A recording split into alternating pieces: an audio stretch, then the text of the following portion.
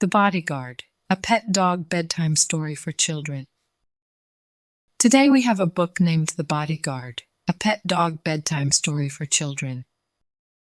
I think they're so pretty. I hope you guys really enjoy it. I love it. Please give this video a like if you enjoy it, and don't forget to subscribe for more stories. Thank you, reading. So, here we go. Monday.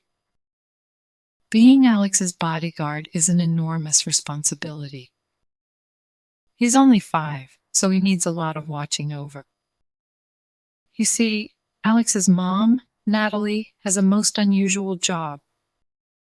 A most dark and dangerous job. She's a solo mom, which makes it even more amazing that she can handle the job, look after Alex, and remember to buy me my dog treat.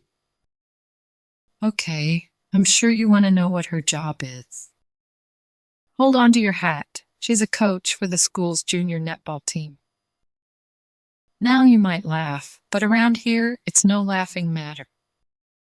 Every week, Natalie receives threats from parents desperate to have their little ray of sunshine picked for Player of the Day. It means fame, fortune, and free meals at fancy restaurants like McDonald's.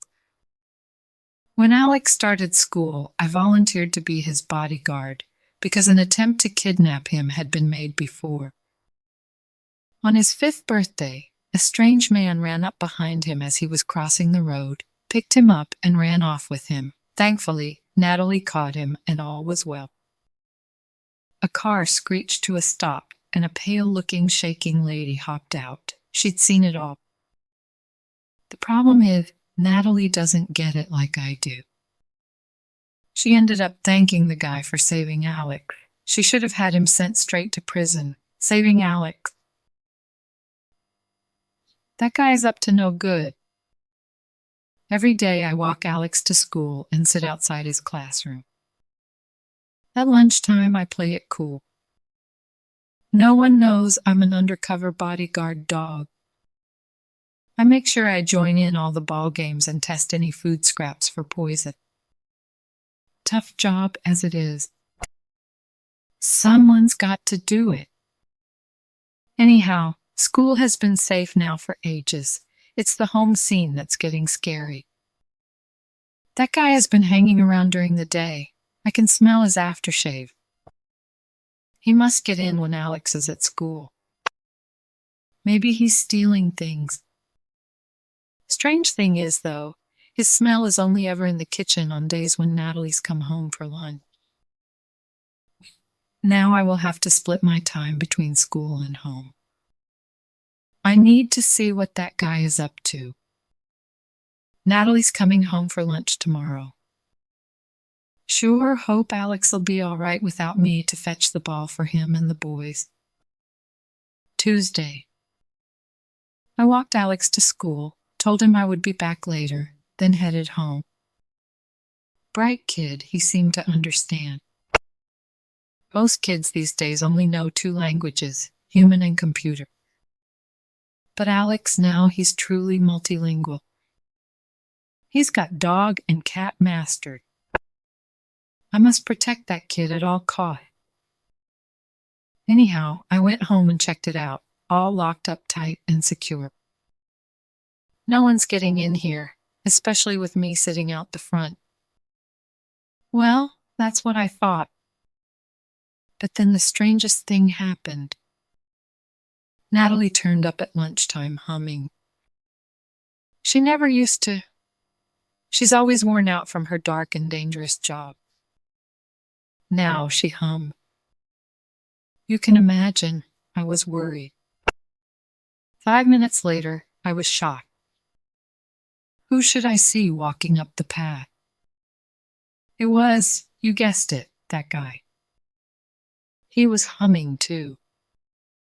Natalie greeted him with a kiss on the cheek. I couldn't believe it. Then they sat and chatted and laughed while they ate lunch.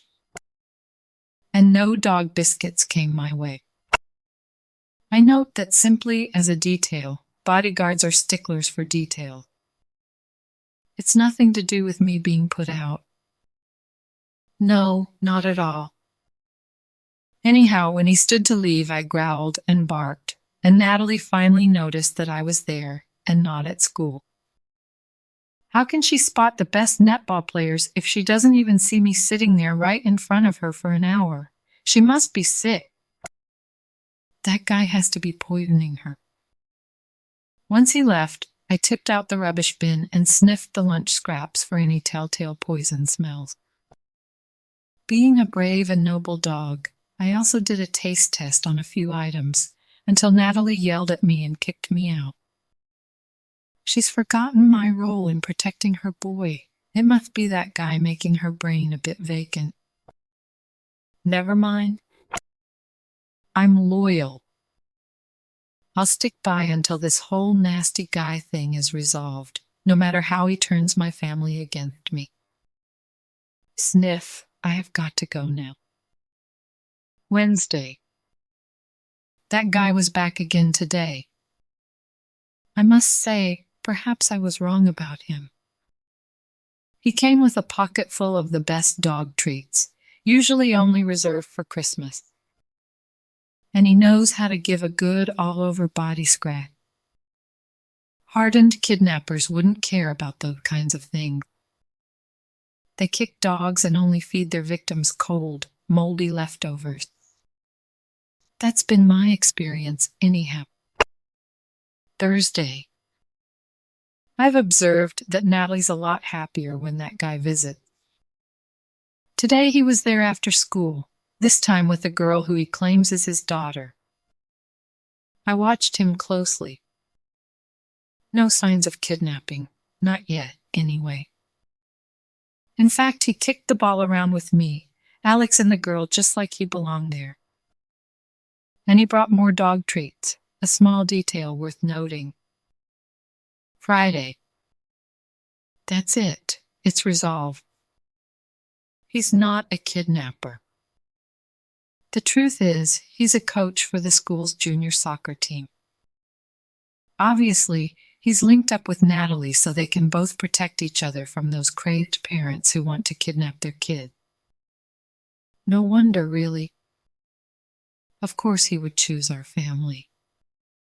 I am, after all, the best kid bodyguard around for miles. Guess that's why there's all this talk about him and Natalie getting married. How can I look after their kids unless they're both in the same house with me so I can keep an eye on the two of them?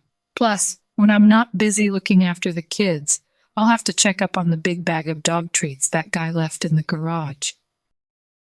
The end. Good job, friends. Thank you so much for reading with me. Bye, I'll see you next time.